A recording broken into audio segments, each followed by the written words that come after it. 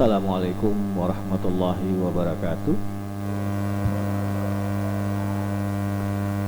Alhamdulillahirabbil alamin wassalatu wassalamu ala asrofil anbiya'i wa mursalin sayyidina wa maulana Muhammadin wa ala alihi wa sahbihi ajmain, amma ba'du.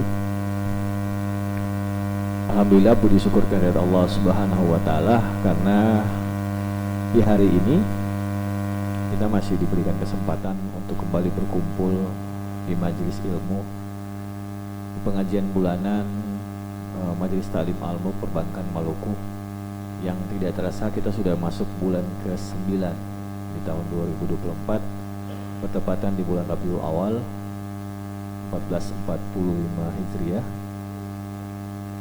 Suatu nikmat yang luar biasa yang Allah berikan kepada kita karena kita masih diberikan kesempatan, waktu, kesehatan untuk meringkankan langkah kaki untuk ada di tempat ini dalam kajian kita di hari ini.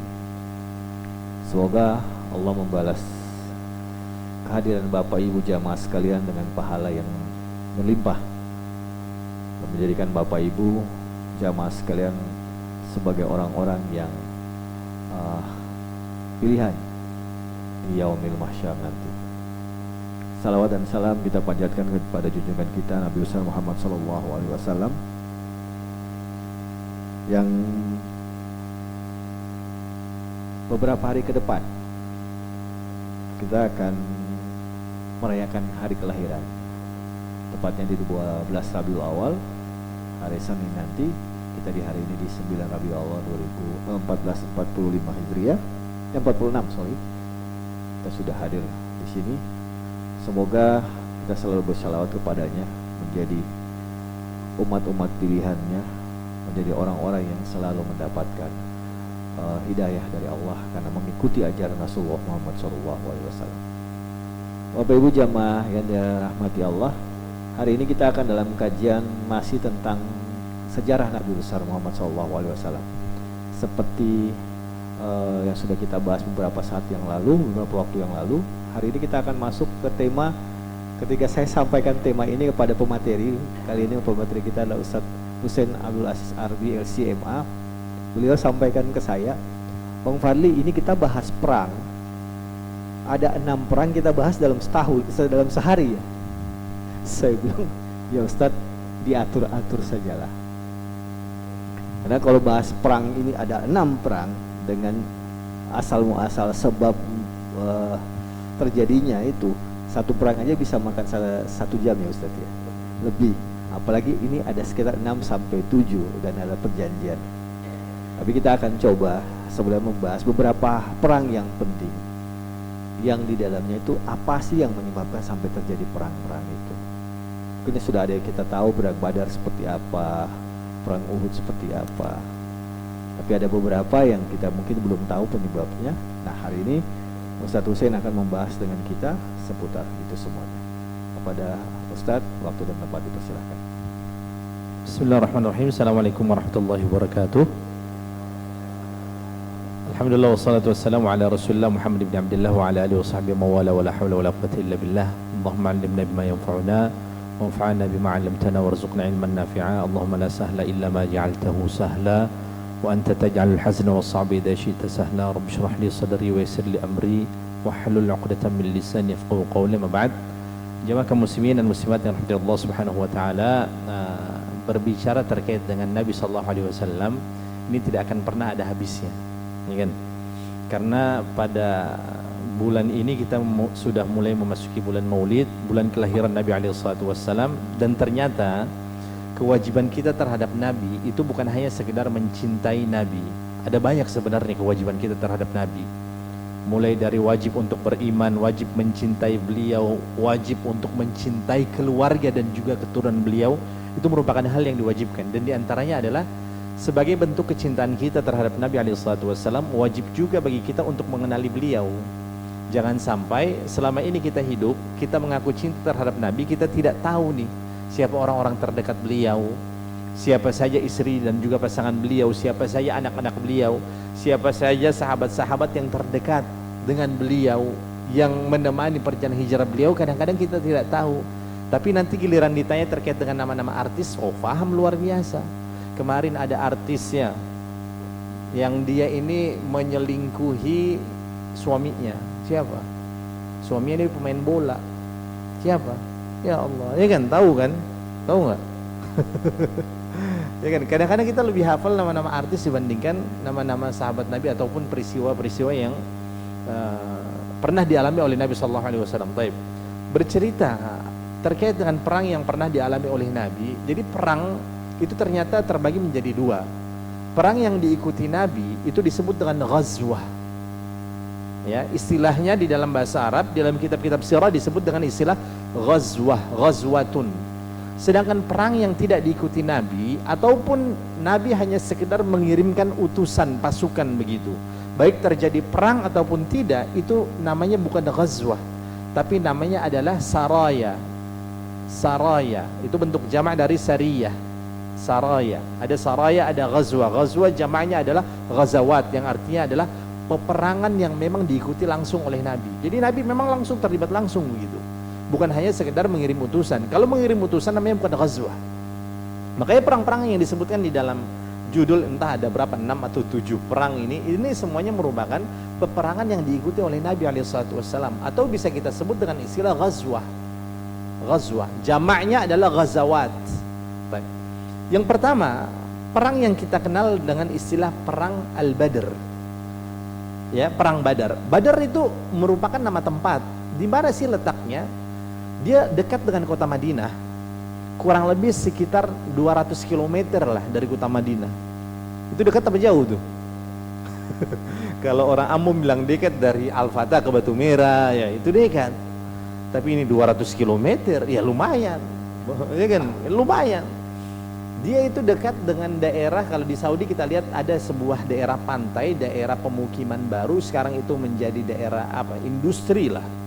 Termasuk di sana ada kilang minyak, daerah Yanbu. Yanbu ini daerah pantai.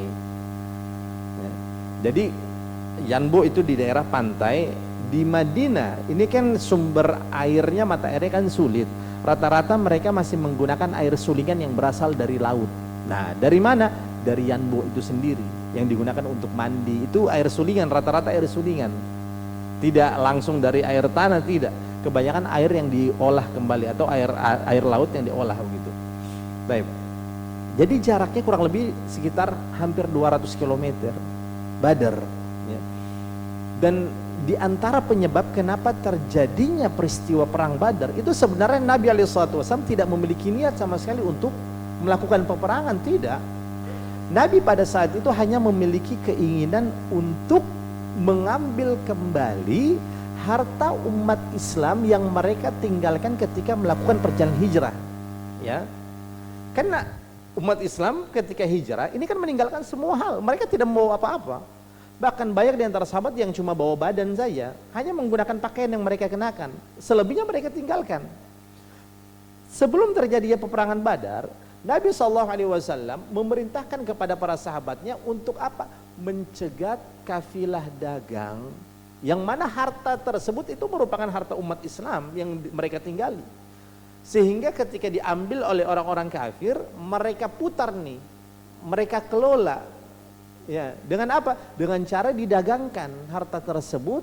Kan menjadi kebiasaan mereka melakukan apa? Rihlatas syita'i was saif kan. Melakukan perjalanan pada musim dingin dan musim panas. Musim dingin kemana mereka? Orang Quraisy ini ke daerah selatan, ke daerah Yaman. Kenapa? Karena musim dingin di Makkah ataupun Madinah itu cukup apa? Menusuk sampai ke dalam tulang. Saya pernah di Madinah sampai 5 derajat Celcius puncak dinginnya. Ya. Sehingga ketika musim dingin mereka pergi ke daerah Yaman untuk mencari udara yang jauh lebih hangat dibandingkan kota Makkah dan Madinah. Nanti ketika musim panas mereka perginya ke utara. Rihlatus saif itu musim panas. Saif kan artinya musim panas, summer. Mereka pergi ke daerah utara sana, daerah Syam. Pada saat itu harta ini dikomandoi atau dibawa, dipimpin oleh kafilah dagang, ya, oleh Abu Sufyan. Jadi Abu Sufyan pada saat itu masih dalam kondisi musyrik, belum masuk agama Islam. Kan akhirnya kan beliau mu'alaf kan. Akhirnya kan beliau masuk ke dalam agama Islam, menerima dakwah Nabi akhirnya nih. Pada saat Fathu Makkah kalau tidak salah. Maka Nabi mengumpulkan sahabatnya untuk mencegatlah. supaya jangan sampai mereka lolos pergi ke negeri Syam, supaya mereka diambil kembali ya harta tersebut. Tapi ternyata informasi ini bocor, terdengar oleh Abu Sufyan. Maka Abu Sufyan pada saat itu memerintahkan kepada kafilah dagangnya yang dipimpin oleh beliau untuk mengambil jalur lain. Misalnya harusnya lewat darat, ini tiba-tiba karena info bocor, akhirnya dong lewat laut begitu. Dong apa istilahnya, orang mau bilang hasa-hasa begitu ya. Hasa-hasa. Tahu hasa-hasa? Dong lewat tepian begitu pelan-pelan supaya tidak diketahui. Lolos mereka. Berangkat sampai ke negeri Syam. Pernah nggak kita memiliki pertanyaan atau kita bertanya-tanya dalam hati, kenapa kebiasaan orang Quraisy ini mereka melakukan perdagangan? Bahkan banyak di antara mereka menjadi saudagar yang kaya kan? Ada Utsman bin Affan, ada Abdurrahman bin Auf, sahabat banyak itu sangat baik sekali. Kenapa mereka memiliki sebuah adat begitu? Kalau di Indonesia orang yang memang terkenal dengan keahlian dagang nih suku mana biasanya? Suku Bugis, Minang, ya kan? Ini kan terkenal merantau kemana-mana melakukan dagang begitu. Baik. Quraisy pun demikian. Tapi ada penyebabnya. Kenapa? Di antara salah satu penyebab utamanya adalah Makkah ini kan tandus, tidak ada apa-apa, ya kan? Sehingga banyak di antara orang-orang Makkah pada saat itu, ketika mereka tidak lagi memiliki uang, tidak memiliki tenaga, tidak memiliki harta, bahan makanan dan lain sebagainya, mereka pasrah. Lalu mereka keluar ke pinggiran kota Makkah, membuat tenda, mendirikan tenda dan menunggu ajal menjemput mereka. Itu terjadi setiap saat. Maka kakek-kakeknya Nabi ini, mereka berkumpul dengan pembesar-pembesar utama dari suku-suku dari setiap kabilah itu. Dan hasilnya apa? Tidak bisa dibiarkan. Harus kita keluar dari sini untuk melakukan aktivitas dagang. Nanti keuntungannya sebagian diantaranya adalah kita berikan gitu kepada orang-orang yang membutuhkan berada di kota Makkah. Karena luar biasa. Makanya kebiasaan orang Quraisy itu melakukan aktivitas dagang. Ada yang ke Syam, ada yang ke Yaman, bahkan ada yang ke Afrika, ada yang ke Persia dan lain sebagainya. Lolos pada saat itu Abu Sufyan. Umat Islam tidak bertemu, ya kan? Sekembalinya mereka dari mana? Dari Syam ini mau menuju ke kota Makkah, mereka dapat info lagi, umat Islam sudah mempersiapkan pasukan. Maka segera Abu Sufyan mengirim atau mengutus salah satu utusan untuk menyampaikan informasi ini kepada orang-orang yang berada di kota Makkah. Dikejarlah, pakai apa? Mungkin Lamborghini begitu ya. Pakai kuda ya, supaya informasi ini cepat sampai. Kalau sekarang kan tinggal pakai HP aja cepetnya ya sampai. Dulu gimana nyampaikan informasi? Harus ada orang yang diutus. Dipercepat langkah. Maka informasi ini terlebih dahulu sampai ke telinga siapa? Para pimpinan-pimpinan kafir Quraisy yang berada di Makkah. Akhirnya berangkatlah tuh orang-orang pasukan dari Makkah yang jumlahnya kurang lebih sekitar 1000 orang. Berangkat dari Makkah. Nabi SAW mengumpulkan pasukan selalu sebelum terjadi peperangan, Nabi itu selalu bermusyawarah terlebih dahulu dengan sahabatnya. Selalu, perang apapun beliau bermusyawarah. Dan sahabat pada saat itu menanyakan terlebih dahulu kepada Nabi, ada enggak wahyu perintah dari Allah terkait dengan strategi dan lain sebagainya. Itu selalu. Kalau seandainya ada berarti kita harus ikuti. Kalau seandainya tidak ada, maka masing-masing sahabat itu mengusulkan, bagaimana kalau begini ya Rasulullah, bagaimana kalau begini ya Rasulullah. Rasulullah mempertimbangkan semua saran dan masukan yang disampaikan oleh sahabat pada saat itu. Akhirnya berangkat. Berapa orang pada saat itu? Kurang lebih sekitar 313 orang. Ada yang mengatakan 313, ada yang 314, ya sekitar itulah, pokoknya 300-an lebih. Dari Madinah menuju ke Badar yang kurang lebih jaraknya itu sekitar 200 km. Bukan naik mobil, yang cepat aja kalau naik mobil. Itu apa? Ada yang jalan kaki, ada yang naik onta, mungkin ada yang naik kuda. Dan ternyata pada saat itu panggilan untuk berjihad itu terjadi pada bulan apa? Ramadan. Tahun berapa kira-kira Pak? Bu, ada yang tahu perang Badar terjadi tahun berapa Hijriyah? Nggak tahu. 2 Hijriah. Dan pada tahun yang sama itu merupakan tahun pertama di mana umat Islam melakukan puasa Ramadan.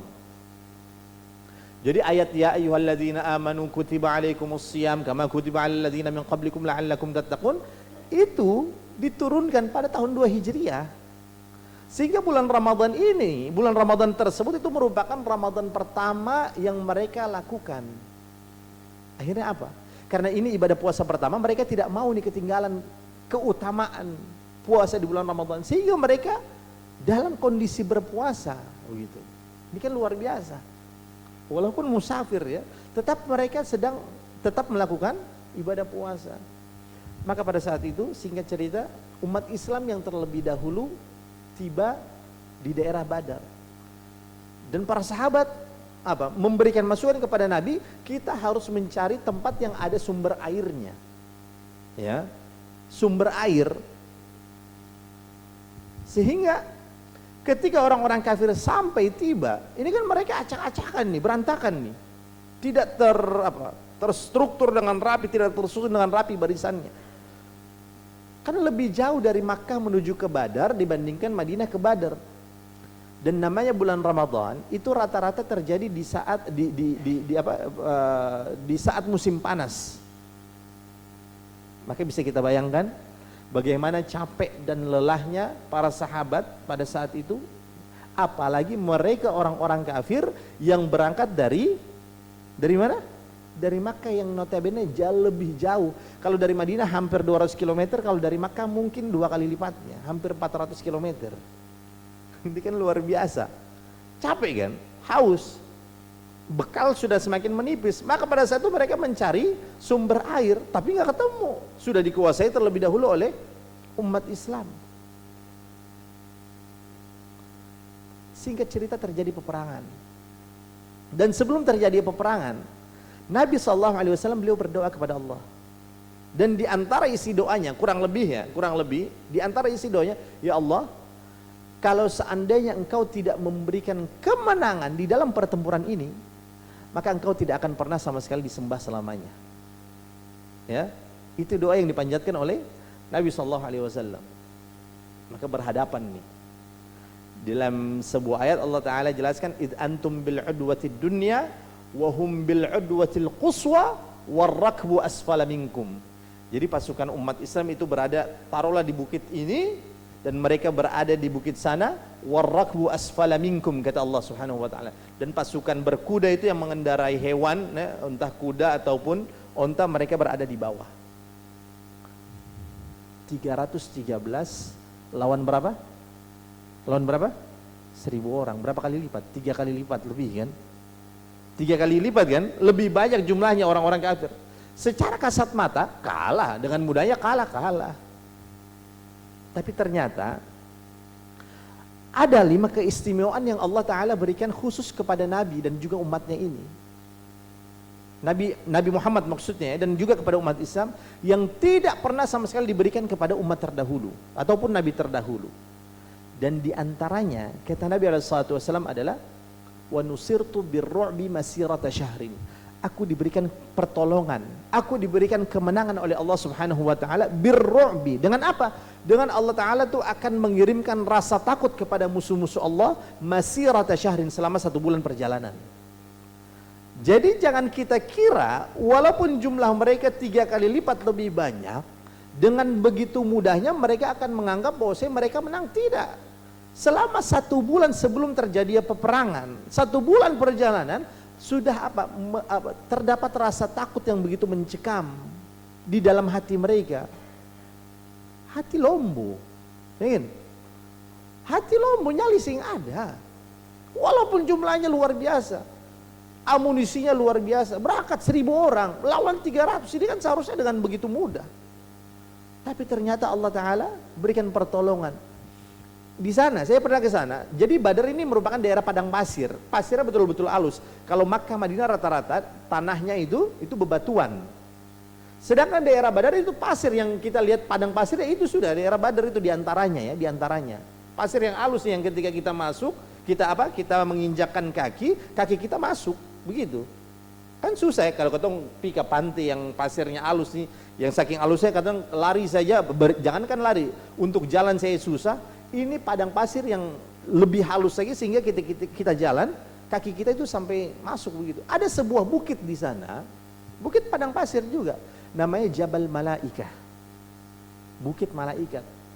Karena dari tempat itulah para malaikat diutus oleh Allah Subhanahu wa taala dan mereka turun. Dan pada saat itu yang melihat malaikat turun itu hanya orang-orang kafir. Sedangkan orang muslim, para sahabat mereka tidak melihat keberadaan para malaikat. Jadi disebutkan dalam kitab-kitab sirah, malaikat tersebut itu turun menggunakan kuda berwarna putih, menggunakan pakaian yang serba putih lah. Dan disebutkan dalam beberapa kitab sejarah, tiba-tiba kepala orang-orang kafir itu putus.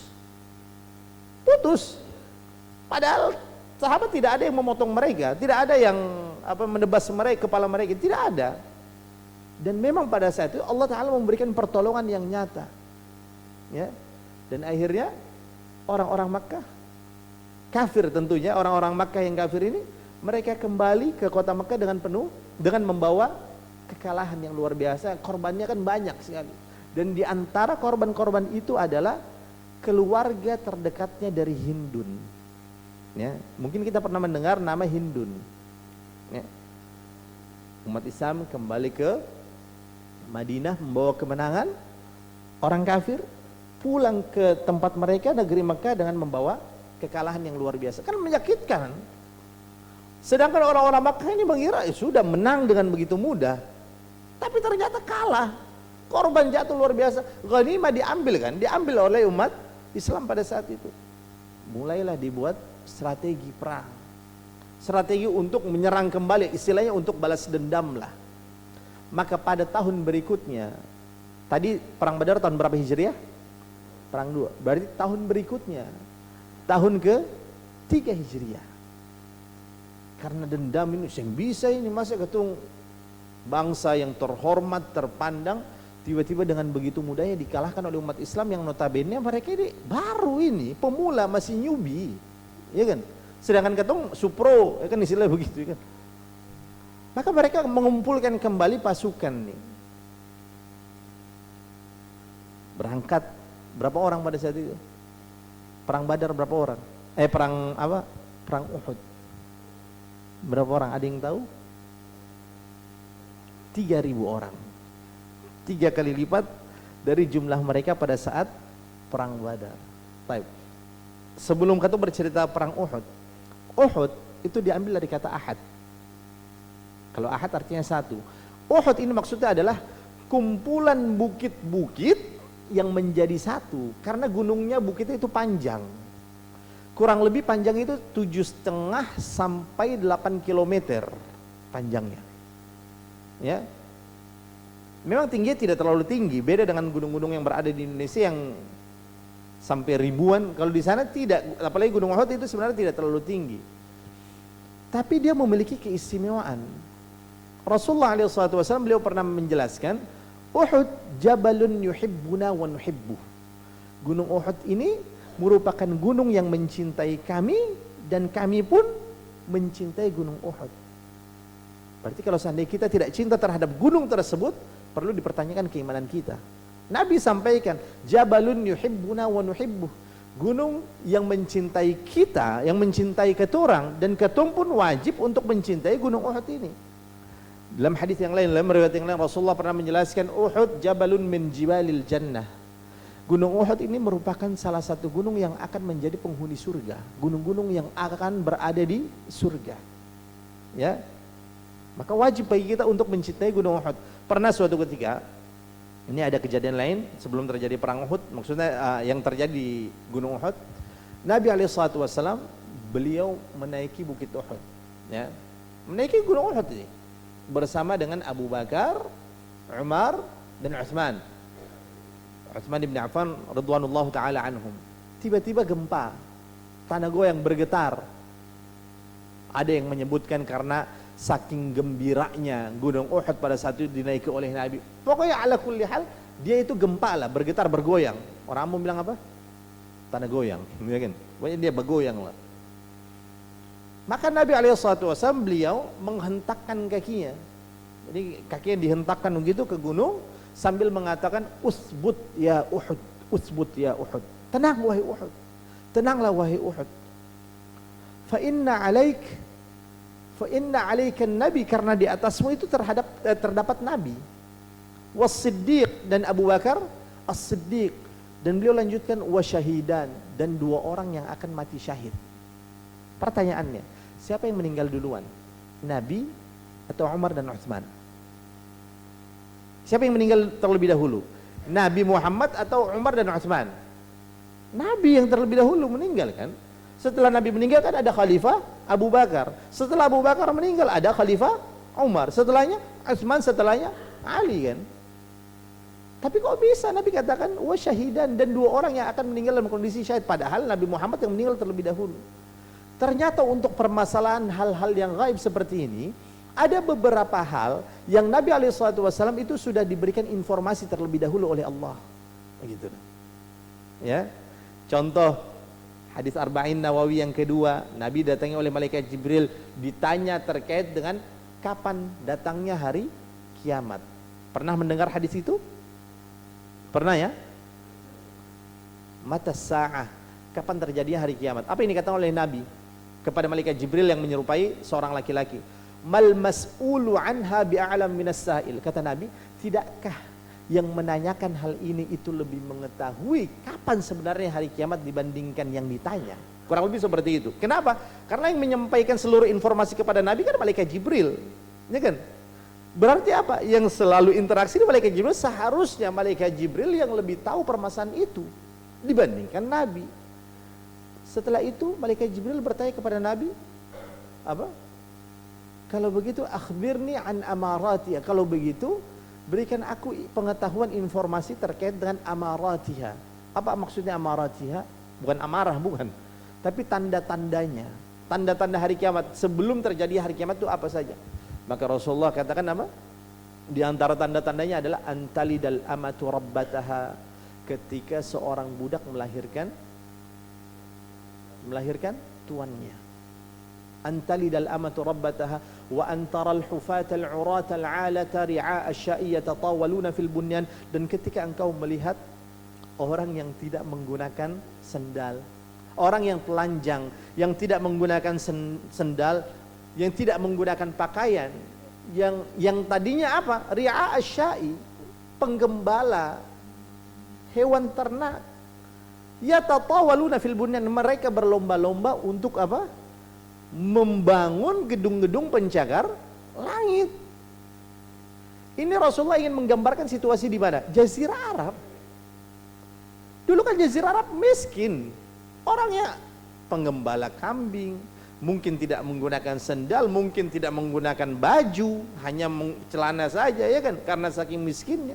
Tiba-tiba saat ini di antara negara terkaya mana? Negara-negara Timur Tengah kan? Penghasil minyak, dan gedung tertinggi di dunia di mana? Dubai kan? Nama gedungnya apa? Burj Khalifa. Sekarang Arab Saudi di Jeddah itu sedang membuat Burjul Mamlakah yang tingginya lebih tinggi dari Burj Khalifa itu. Coba, masih progres, masih dibangunin di Jeddah, adanya di Jeddah. Burjul Mamlakah. Burj itu artinya gedung, Mamlakah itu artinya kingdom. Jadi gedung apa? Kerajaan lah. Tapi sekarang di Emirat lagi dibuat gedung yang lebih tinggi daripada Burj Mamlakah itu. Ya tatawaluna fil bunyan. Jangankan jauh-jauh di daerah di Makkah, kurang tinggi apa tuh bangunan? Ya kan? Ka'bah, Masjidil Haram di bawah, di belakangnya apa? Wah, tinggi banget tuh, ya kan? Tower apa? Zamzam Tower. Di situ ada banyak hotel. Yang ada jamnya itu namanya, nama hotelnya Fairmont. Fairmont. Kalau kita menghadap Ka'bah, hotel yang sebelah kanan belakang itu ada Movenpick. Ada Movenpick, ada Swiss Bell Hotel, ada Swiss Hotel, ya itu masih satu perusahaan itu. Ada Raihan Rotana, ada Pullman Zamzam, ada Ritaj, banyaklah di situ hotel. Ya, tinggi. Sedangkan di Madinah memang ada perdanya. Jadi perda di Madinah, aturan di Madinah itu gedung-gedung tidak boleh melebihi tinggi menara Masjid Nabawi sehingga dia lebih rapi. Ya kan? Kalau yang pernah umrah atau haji, ketika datang ke kota Madinah akan mendapatkan suasana yang jauh lebih nyaman.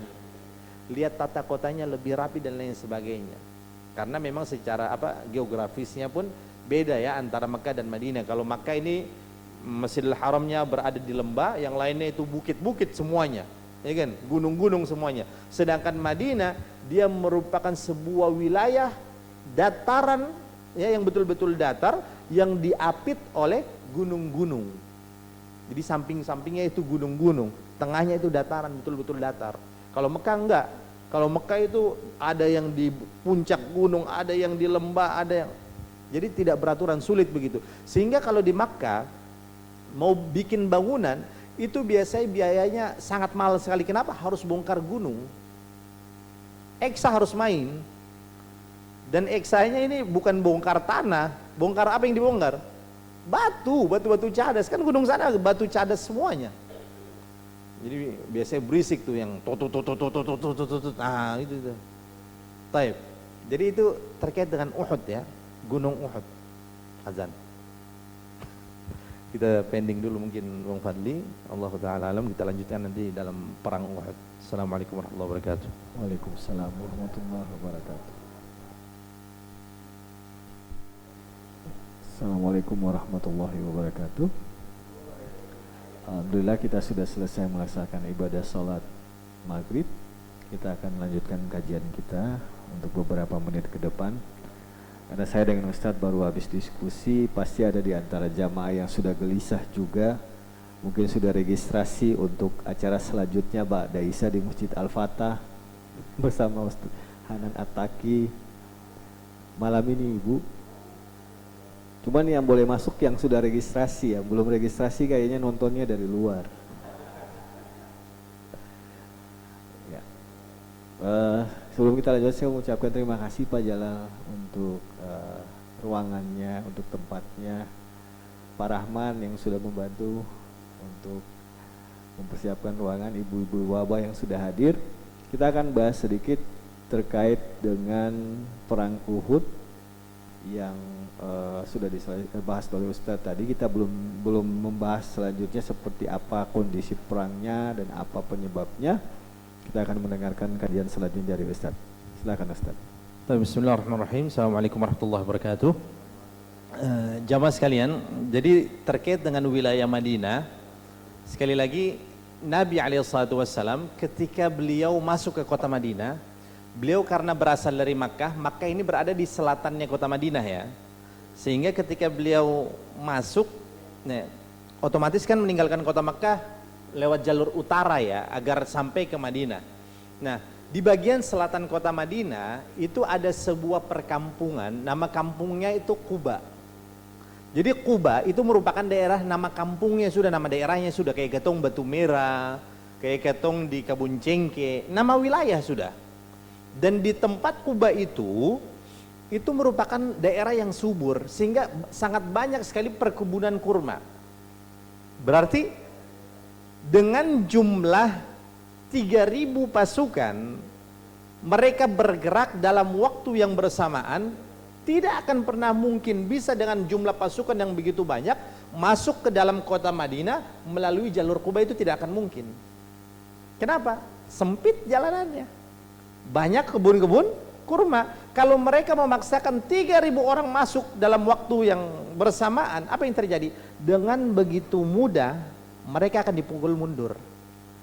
Mereka akan dibunuh, mungkin saja mereka umat Islam pada saat itu bersembunyi dari balik pohon kurma, ya kan? Atau naik pohon kurma sehingga dengan mudah menggunakan panah. Hal sampai sedetail seperti ini itu sudah diprediksi oleh Nabi. Makanya Nabi bermusyawarah terlebih dahulu sebelum mereka tiba di kota Madinah. Ketika informasi ini tiba di kota oleh Nabi kepada Nabi, beliau mengumpulkan para sahabatnya, didengar satu persatu. Masukan, usulan, ya, didengar. Ketika terjadi perang Badar, kita review kembali, itu kan tidak semua sahabat mengikuti perang. Ada sebagian sahabat, bukan ada sebagian, banyak dari sahabat itu yang karena mungkin tidak sampai informasi kepada mereka, akhirnya mereka tidak sempat mengikuti perang Badar. Maka sahabat-sahabat ini, terutama yang anak-anak muda, yang masih semangat itu luar biasa, mereka semacam ingin menebus kesalahan, walaupun itu bukan kesalahan juga. Tapi karena mereka ada perasaan bersalah karena tidak mengikuti perang Badar, semacam terpaculah adrenalin mereka, beta harus ikut nih dalam pertempuran ini. Ya. Maka sahabat yang tidak mengikuti perang Badar itu, mereka mengusulkan kepada Nabi, ya Rasul, kalau memang seandainya tidak ada perintah, tidak ada wahyu terkait dengan strategi perang ini, ketong usul ini, beta usul, bagaimana kalau seandainya ketong mencegah mereka di luar kota Madinah. Jadi Uhud pada saat itu berada di luar area kota Madinah. Kota Madinah hanya sekitar Masjid Nabawi dan sekitarnya saja, karena penduduknya masih sedikit. Walaupun Bukit Uhud ini masih merupakan area tanah haram dari kota Madinah, tapi kalau pusat kotanya itu dia berada di luar. Berarti apa? Ini bertahan atau ofensif atau defensif nih? Defensif tapi di luar kota Madinah, dicegat begitu. Kenapa? Di antara hikmahnya adalah untuk mencegah jangan sampai korban yang jatuh dari pihak muslimin ini banyak dari anak-anak, wanita, dan juga orang tua. Sudah. Ketika mendengar masukan dari sahabat ini, yang dilakukan oleh Nabi adalah Nabi langsung bergegas menggunakan pakaian perangnya, baju besinya. Coba kita lihat. Misal ada satu jamaah yang mengusulkan kepada pimpinan ya untuk strategi ini. Lalu tiba-tiba pimpinan tersebut langsung menggunakan pakaian perang. Apa perasaan kita? Bukan bangga, tidak. Langsung apa? Merasa nggak enak. Jangan sampai gara-gara beta usul begini lalu Nabi akhirnya bikin begini, ya kan? Langsung sahabat tersebut merasa tidak enak. Maka kata Nabi SAW, pantang bagi seorang Nabi apabila sudah menggunakan pakaian perangnya, baju besinya, untuk mundur kembali. Coba. Pantang bagi seorang Nabi ketika sudah menggunakan baju besi untuk berperang, untuk mundur kembali. Sing ada, maju-maju. Begitu. Dan ternyata Nabi SAW bukan hanya sekedar Nabi, tapi beliau sangat ahli terkait dengan strategi perang. Beliau sudah bisa memprediksi nih dari mana datangnya orang-orang kafir akan masuk ke dalam kota Madinah. Itu satu-satunya jalan yang bisa dilalui oleh jumlah ribuan orang cuma dari jalur Gunung Uhud itu. Dan beliau sudah bisa memprediksi kapan pasukan kafir pada saat itu akan masuk ke dalam kota Madinah. Beliau memprediksi bahwa mereka akan tiba di dalam kota Madinah, masuk ke arah kota Madinah itu pada saat waktu duha. Ketika matahari sedang terbit naik sehingga membuat mata kita itu apa? Silau. Sehingga Nabi SAW beliau karena memang sangat ahli dalam strategi perang, beliau sudah menempatkan di mana umat Islam berada. Letaknya itu diperhitungkan. Jadi umat Islam mengambil posisi arah di sebelah timur. Matahari terbit dari mana? Matahari terbit dari mana? Dari timur kan? Bukan dari barat. Kalau matahari terbit dari barat, kiamat sudah sebentar lagi. Dan Nabi memprediksi ada sebuah pos yang betul-betul sangat strategis sekali. Jadi Gunung Uhud itu gunung yang lebar, yang panjang, dan di depannya situ ada sebuah bukit kecil saja. Nama bukitnya adalah Jabal Rumat. Apa artinya? Bukit pemanah. Nabi berpesan kepada para pemanah, kurang lebih jumlah pemanah tersebut 50 orang. Yang dipimpin oleh Abdullah ibn Jahash. Pimpinan pasukan pemanah pada saat itu adalah Abdullah ibn Jahash. Beliau berpesan kepada pasukan pemanah ini tempat strategis. Kurang lebih kalau pakai ketemu pembahasa, jangan sama sekali ada di antara kamu orang yang meninggalkan posisi ini, tempat ini dalam kondisi apapun. Kamu lihat katong dalam kondisi kalah, kamu jangan turun. Kamu lihat katong dalam kondisi menang, kamu juga jangan turun sama sekali. Karena ini posisi yang strategis. Ya. Maka singkat cerita, ketika berangkat nih dari pusat kota Madinah, yaitu Masjid Nabawi ke Bukit Uhud, di tengah perjalanan tiba-tiba ada orang munafik. Orang munafik ini kan adanya di Madinah. Di Makkah belum ada tuh orang munafik. Orang munafik nanti munculnya di kota Madinah. Di Makkah tuh jelas siapa musuhnya, itu jelas. Antara orang Islam berhadapan dengan orang-orang kafir. Sedangkan di Madinah ternyata ada orang munafik nih. Yang dipimpin oleh siapa? Siapa pimpinannya? Orang munafik siapa? Abdullah bin Ubay bin Salul. Namanya Abdullah. Namanya bagus. Tapi dia pun kalakuang, ya Allah. Namanya Abdullah bin Ubay bin Salul. Siapa sih Abdullah bin Ubay bin Salul ini? Harus kita telusuri. Ternyata ketika kita membaca sejarah, Abdullah bin Ubay bin Salul adalah seorang yang tadinya sebelum kedatangan Nabi, beliau sudah digadang-gadang akan menjadi seorang pemimpin. Taruhlah kayak bupati gitu ya. Seorang pemimpin. Tapi dia ini, Abdullah bin Ubay bin Salul, tidak bisa untuk menyatukan orang-orang asli kota Madinah, bangsa Aus dan Khazraj. Ya, jadi tetap konflik selalu ada begitu, walaupun beliau digadang-gadang menjadi seorang pemimpin. Tibalah satu persatu orang-orang yang berasal dari Madinah ketika mereka melakukan ibadah haji sebelum Nabi hijrah nih. Mereka bertemu dengan Nabi, akhirnya mendapatkan dakwah dari Nabi, akhirnya mereka menyatakan diri masuk Islam, melakukan baiat kepada Nabi kan, yang kita kenal dengan istilah baiat Aqabah, baiatul Aqabah. Baiat Aqabah ini kan terjadi dua kali, baiat Aqabah yang pertama dan yang kedua. Mereka kembali masuk Islam. Ditambah lagi ada salah seorang sahabat yang bernama Mus'ab ibni Umair, diutus oleh Nabi untuk mendakwahi penduduk kota Madinah. Maka akhirnya mereka ketika menerima keberadaan agama Islam, masuk ke dalam agama Islam, mereka menemukan kedamaian. Dan akhirnya yang tadinya konflik nih antara Aus dan Khazraj, setelah masuk Islam sehingga ada lagi konflik.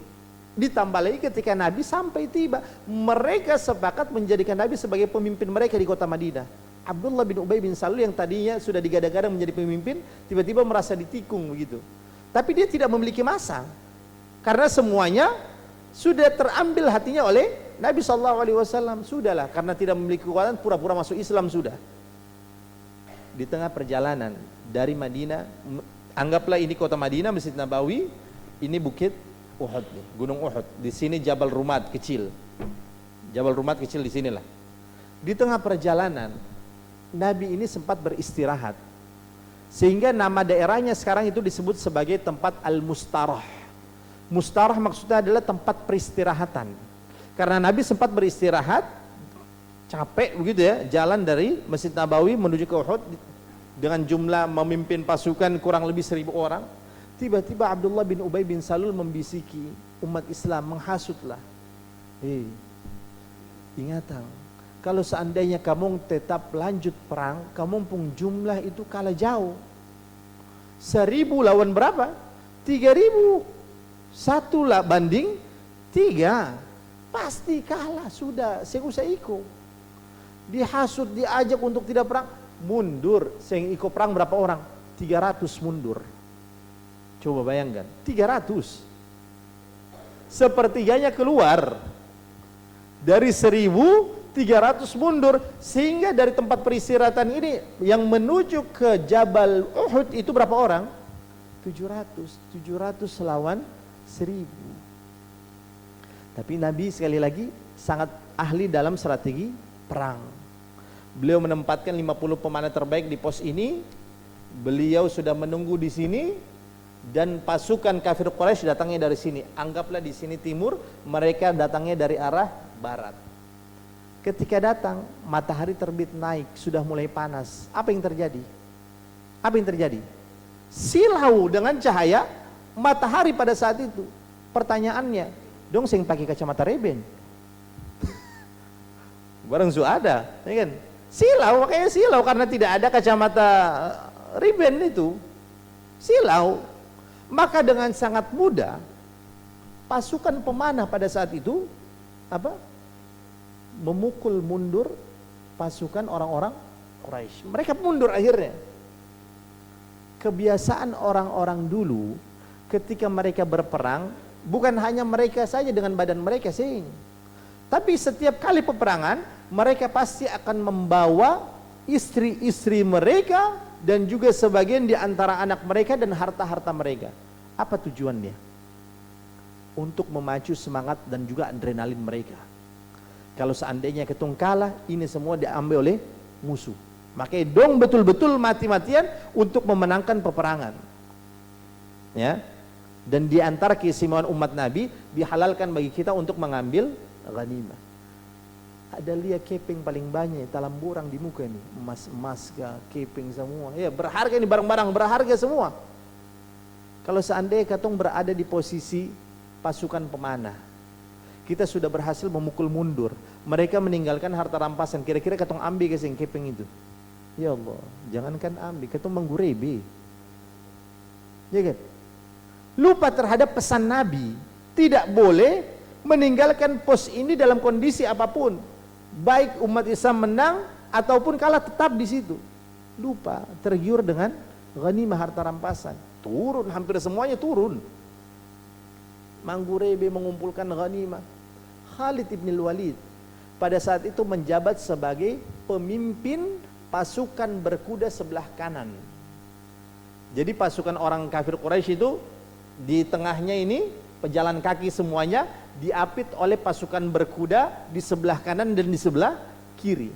Khalid bin Walid itu pemimpin pasukan berkuda sebelah kanan nih, disebut dengan Al-Maimanah. Kan orang-orang kafir sudah tunggang langgang kan, ya kan, lari tunggang langgang nih, sudah berpencar mereka. Tiba-tiba melihat Khalid bin Walid, tahu ini nih posisi yang strategis nih, Bukit Pemanah nih. Ketika ditinggalkan, maka Khalid bin Walid mencoba untuk mengumpulkan pasukan yang sudah terpecah pada saat itu kan. Dan ingat, sebagai informasi, di sekeliling Uhud ini ya, itu ada lembah. Ada lembah. Pada saat itu Khalid bin Walid mengumpulkan pasukannya untuk apa? Merebut pos ini. Dan pada saat itu beliau melewati lembah ini sehingga ketika mereka bergerak tidak diketahui oleh umat Islam. Dia masuk, merayap ke bawah, masuk ke dalam lembah, ya. Lalu dia naik ke bukit ini menggunakan kuda yang beliau gunakan. Sehingga apa yang terjadi? Hanya tersisa beberapa sahabat saja yang berada di Bukit Pemanah ini. Termasuk diantaranya adalah Abdullah bin Jahsh. Dan dengan begitu mudah, ya, Abdullah bin Jahsh dan juga beberapa sahabat yang tersisa di Bukit Pemanah ini langsung dibunuh oleh orang-orang kafir yang dipimpin oleh Khalid bin Walid. Sehingga apa yang terjadi? Pos yang begitu strategis sudah dikuasai oleh musuh. Umat Islam yang berada di bawah akhirnya terkepung, diserang dari dua arah, dari depan dan dari belakang. Sehingga dengan sangat mudahnya pada saat itu umat Islam terpecah. Bahkan Nabi SAW, beliau pada saat itu sampai harus terpukul mundur ke arah Gunung Uhud nih. Jadi Nabi pada saat itu dilindungi dengan oleh beberapa sahabat saja. Dan di bukit tersebut ada sebuah semacam gua begitu, gua yang tumbukan batu saja, dan Nabi pernah di situ. Kan sudah informasi ini sudah simpang siur. Ada yang mengatakan Nabi sudah meninggal pada saat itu. Karena kenapa? Yang membawa bendera liwa pada saat itu, kalimat tauhid la ilaha illallah, sudah jatuh. Ya kan? Siapa yang memegangnya pada saat itu? Siapa yang memegang liwa? Ada yang tahu? Nah, ini kan. Dan di antara sahabat yang meninggal pada saat itu, ada seorang sahabat yang bernama Hanzalah. Siapa sih Hanzalah? Jadi Hanzalah ini ceritanya pengantin baru. Pengantin baru. Selesai malam pertama, belum sempat mandi janabah, tiba-tiba ada panggilan untuk berjihad. Kalau ketong berada di posisi Hanzalah, apa yang ketong lakukan? Ya, loko dong, jihad juga yang lain. Ada baru kawin nih, baru nikah nih, lagu base enak-enak nih, may tua juga, ya kan? Ini Hanzalah dalam kondisi yang masih junub, tiba-tiba ada panggilan jihad, langsung beliau ikut. Ternyata setelah terjadi peperangan, ya kan? Setelah terjadi peperangan, kan episode kedua nih umat Islam bisa dikatakan ya tidak bisa dikatakan kalah 100%, tidak juga. Karena pada episode pertamanya kita menang. Nanti pada episode kedua baru kita dipukul mundur kan?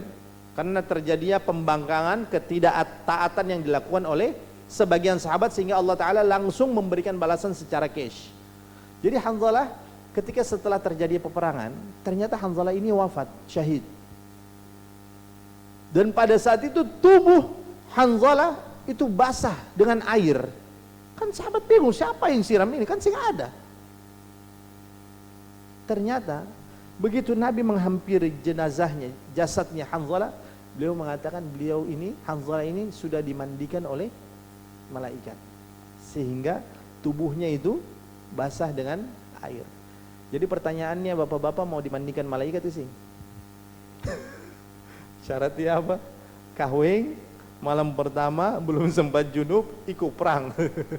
Itu dimandikan oleh malaikat. Ada Mus'ab bin Umair. Beliau pun wafat. Beliau pun syahid di dalam peperangan Uhud. Siapa sih Mus'ab bin Umair? Mus'ab bin Umair tadinya ini merupakan seorang sahabat yang sangat kaya raya. Beda kan, orang kaya raya, perawatannya bagaimana, penampilan kan beda kan. Tapi setelah masuk ke dalam agama Islam, ibunya tidak terima, keluarga besarnya tidak terima, dan mereka pada saat itu mengancam akan apa? Akan memboikot. Pokoknya sing ada sama sekali keeping parusi, kurang lebih seperti itulah. Dan setelah terjadi peperangan, ternyata Mus'ab bin Umair beliau syahid. Lihat kondisi Mus'ab bin Umair ketika syahid, apa yang terjadi? Pakaiannya itu sudah compang-camping, tambalan di mana-mana. Dan Nabi SAW mencoba untuk menutupi jasad beliau dengan menggunakan pakaian yang beliau gunakan. Ya kan? Kan orang yang syahid kan tidak dimakamkan dengan kain kafan kan? Dimakamkan dengan pakaian yang mereka gunakan. Nabi mencoba untuk menutup wajahnya menggunakan pakaiannya. Ditutup wajahnya, kakinya terlihat. Saking apa? Saking pendeknya pakaian yang digunakan oleh beliau. Karena sing ada kain lain, tidak ada harta untuk apa? Untuk beliau gunakan pada saat itu untuk pakaian. Ditarik ke kepala, kaki terlihat, ditarik ke bawah, ke kaki, kepalanya terlihat. Sedangkan pakaian yang beliau gunakan compang-camping. Lantas Nabi SAW akhirnya menutup kepala beliau, lalu bagian kakinya itu ditutupi oleh dedaunan atau rumputan yang berada di sekitar daerah Uhud itu. Ada lagi yang syahid, namanya siapa? Pamannya Nabi. Siapa namanya? Hamzah bin Abdul Muttalib. Ya, Hamzah bin Abdul Muttalib syahid di tangan siapa? Ada yang tahu? Pernah dengar kan? Di tangan seorang budak. Siapa nama budaknya? Wahsy. Siapa tuannya? Hindun. Kenapa Hindun sangat dendam terhadap Hamzah? Kenapa? Karena banyak dari keluarga terdekatnya Hindun wafat, mati di tangan Hamzah di dalam peperangan Badar. Sehingga Wahsy pada saat itu diberikan, kalau seandainya engkau bisa membunuh Hamzah, engkau aku merdekakan. Siapa yang sing mau? Merdeka. Terbebas dari kesusahan, kesengsaraan, penderitaan yang selama ini dia rasakan. Bebas begitu, jaminannya bebas kalau seandainya berhasil membunuh Hamzah. Dan ternyata Wahsy ini memang merupakan seorang budak yang sangat ahli apa? Melempar tombak. Mungkin kita pernah melihat videonya ya kan, video film apa segala macam. Dilempar betul mengenai Hamzah. Setelah terjadinya peperangan, ya kan, kita pernah mendengar kisah ini kan. Hindun mencari jasadnya Hamzah. Setelah ditemukan jasadnya Hamzah, yang dilakukan oleh Hindun apa? Membelah dadanya, lalu mengambil, ada yang mengatakan jantung, ada yang mengatakan hati, pokoknya salah satu organ dari dalam tubuhnya sahabat Hamzah lah itu. Dan saking bencinya Hindun pada saat itu, saking bengisnya dia ambil itu dan dia coba untuk dikunyah dan dimakan, ditelan. Jadi diambil mentah-mentah begitu, kayak orang makan sushi kali ya, yang mentah. Dia makan, dikunyah, ketika dicoba telan, Allah Ta'ala takdirkan hal tersebut tidak bisa tertelan hingga akhirnya dia muntahkan kembali. Ya. Pelajaran apa yang bisa kita ambil dari seluruh rangkaian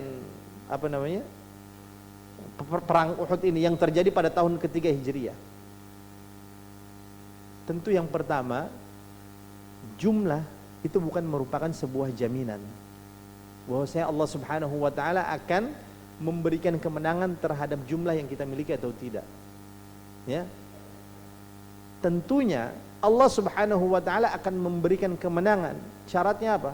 Dalam sebuah ayat surah Muhammad misalnya Allah Taala katakan, ya ayyuhalladzina amanu in tansurullaha yansurkum. Wahai orang-orang yang beriman, ketika kalian menolong agama Allah, maka pasti Allah Subhanahu wa taala akan memberikan kemenangan kepada kalian. Pasti Allah Ta'ala akan memberikan pertolongan kepada kalian. Itu ibrah yang pertama. Ibrah pelajaran yang berikutnya adalah ketika kita mencoba untuk melakukan pembangkangan, kita tidak mau taat terhadap aturan yang telah Allah Ta'ala tetapkan atau Rasulullah perintahkan, maka siap-siaplah akan adanya balasan secara cash, secara langsung. Padahal yang melakukan pembangkangan ini bukan semua orang, bukan semua sahabat, hanya segelintir kecil. 700 yang melakukan pembangkangan, taruhlah 30-an orang mungkin atau 40-an orang. Ya. Tapi ketika kita mungkin diam dengan kemaksiatan, maka siap-siap Allah Subhanahu wa taala pasti akan menegur kita dengan cara yang tidak kita sangka-sangka, ya kan? Lihat musibah yang terjadi di mana-mana, bencana alam yang terjadi di mana-mana. Itu salah satu penyebabnya kan karena kemaksiatan yang merajalela. Apakah tidak ada orang saleh di dalam? Ada orang saleh. Tapi rata-rata ujian yang Allah Ta'ala berikan sedemikian rupa itu bukan karena tidak ada orang saleh, tapi karena orang saleh pada saat itu diam, tidak mencoba untuk mencegah kemungkaran ini. Ya. Sehingga kurang lebih jumlah sahabat yang wafat, yang syahid di dalam pertempuran Uhud yang terjadi di tahun ketiga Hijriah, kalau tidak salah terjadi pada antara bulan Muharram atau bulan Syawal kalau tidak salah, itu kurang lebih sekitar 70 orang. 70 sahabat yang meninggal. Itu jumlah yang cukup besar itu. Berapa persen berarti? Dari 770-an meninggal, 10%. Ya kan? Sehingga membuat psikologis para sahabat pada satu shock, langsung down lah. Melihat sahabatnya, temannya, saudaranya wafat apa segala macam, ditambah lagi ada orang-orang munafik, ya kan? Itu kasih beta su bilang malawang. Kurang lebih kan begitu kan? Do kasih panas nih. Suseng iko kasih panas, menghujat lagi apa yang dilakukan oleh sahabat dan juga Nabi. Lalu apa yang dilakukan oleh Nabi? Ketika orang Quraisy akhirnya kembali ke kota Makkah, mereka merasa sudah menang. Mereka menyangka Nabi Muhammad sudah wafat, ternyata belum. Apa yang dilakukan oleh Nabi? Nabi pacu kembali adrenalin sahabat itu, dipompa lagi semangatnya, dan beliau mengumpulkan sahabat untuk apa? Katong kejar itu orang-orang kafir itu. Dan akhirnya dikejar oleh Nabi SAW dan juga pasukannya dengan sahabat yang tersisa itu. Begitu dikejar karena sudah terlalu jauh, sudah akhirnya ketemu pulang sudah. Dan ini merupakan sebuah pelajaran yang begitu berharga, sangat berharga sekali. Ya, ternyata sekali lagi jumlah itu bukan jaminan. Di dalam perang Badar umat Islam jauh lebih sedikit. Di dalam perang Uhud awalnya jumlah Islam kan sedikit, memang sedikit. Maksudnya awalnya ini diberikan kemenangan walaupun jumlahnya sedikit. Ya, ketika mereka betul-betul mematuhi perintah dari Allah dan Rasulnya. Tapi ketika mereka sebagian saja melakukan pembangkangan, langsung Allah Ta'ala berikan balasan teguran langsung kepada mereka.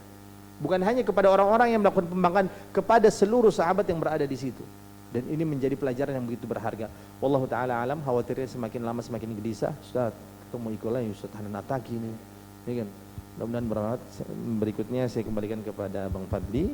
Mungkin ada sesi berikutnya atau tidak. Wallahu alam. Assalamualaikum warahmatullahi wabarakatuh. Waalaikumsalam warahmatullahi wabarakatuh. Ya, Bapak Ibu jamaah sekalian, dari dua rangkaian materi yang disampaikan terkait dengan perang Badar dan perang Uhud, ada dua hal yang kita pelajari yang sudah disampaikan oleh Ustaz tadi. Yang pertama, memang jumlah bukan berarti bahwa kita akan kalah ataupun menang.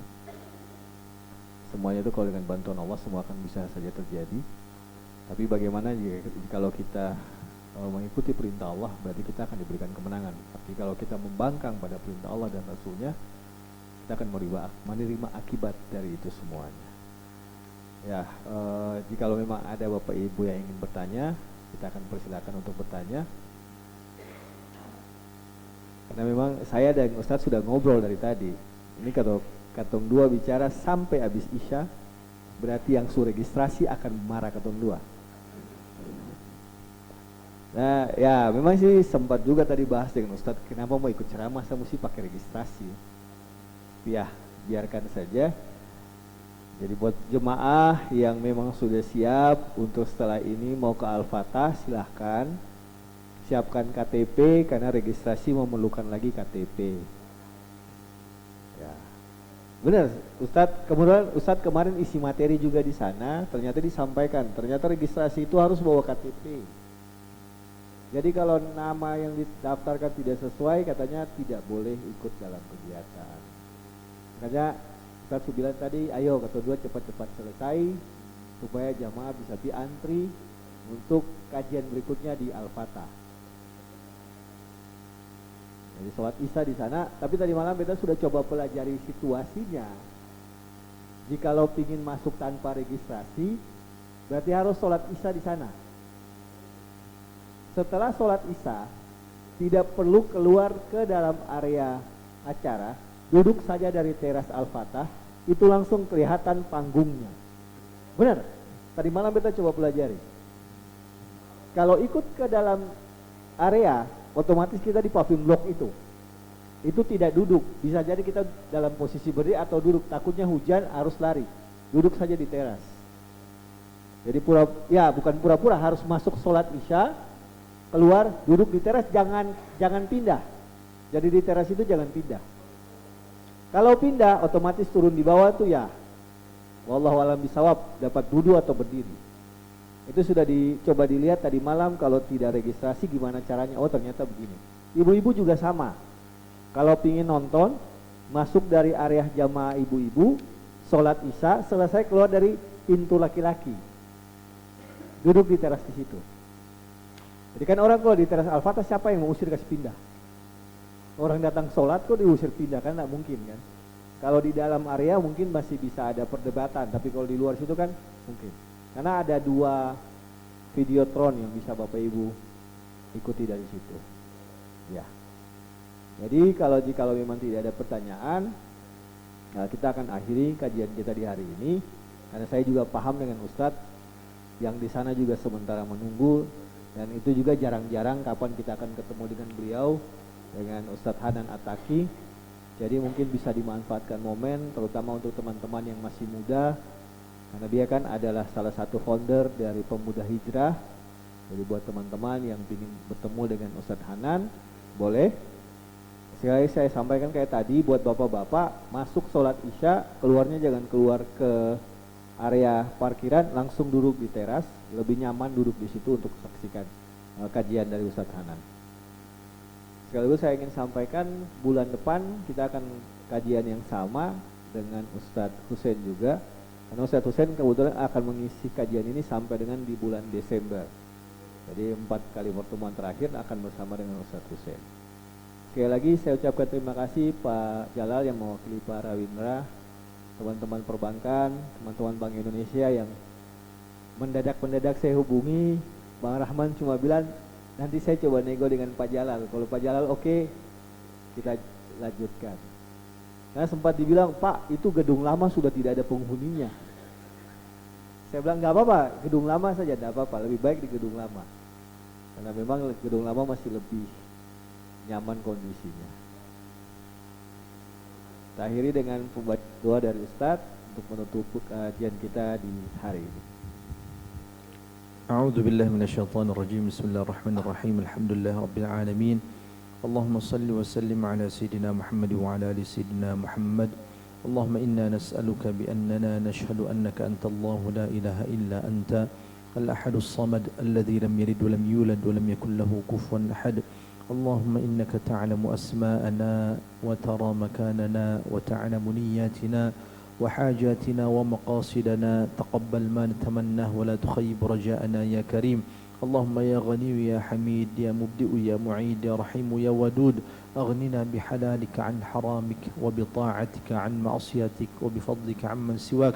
اللهم يا فارج الهم يا كاشف الغم يا من لعبده يغفر ويرحم. اللهم اجعل القرآن ربيع قلوبنا ونور صدورنا وجلاء أحزاننا وذهاب همومنا وغمومنا. اللهم اجعلنا وذرياتنا من أهل القرآن. اللهم اجعلنا وذرياتنا من أهل القرآن، واجعلنا وإياهم حافظين لكتابك الكريم. اللهم فقهنا وفقههم في الدين، وافتح لنا ولهم فتوح العارفين برحمتك يا أرحم الراحمين. ربنا هب لنا من أزواجنا وذرياتنا قرة أعين واجعلنا للمتقين إماما. ربنا اغفر لنا ولوالدينا وارحمهم كما ربونا صغارا. ربنا آتنا في الدنيا حسنة وفي الآخرة حسنة وقنا عذاب النار. وصلى الله على سيدنا محمد النبي الأمي وعلى آله وصحبه وسلم. الحمد لله رب العالمين. Amin amin ya rabbal alamin. Akhiri kajian kita di hari ini. Wabillahi taufiq wal hidayah. Assalamualaikum warahmatullahi wabarakatuh.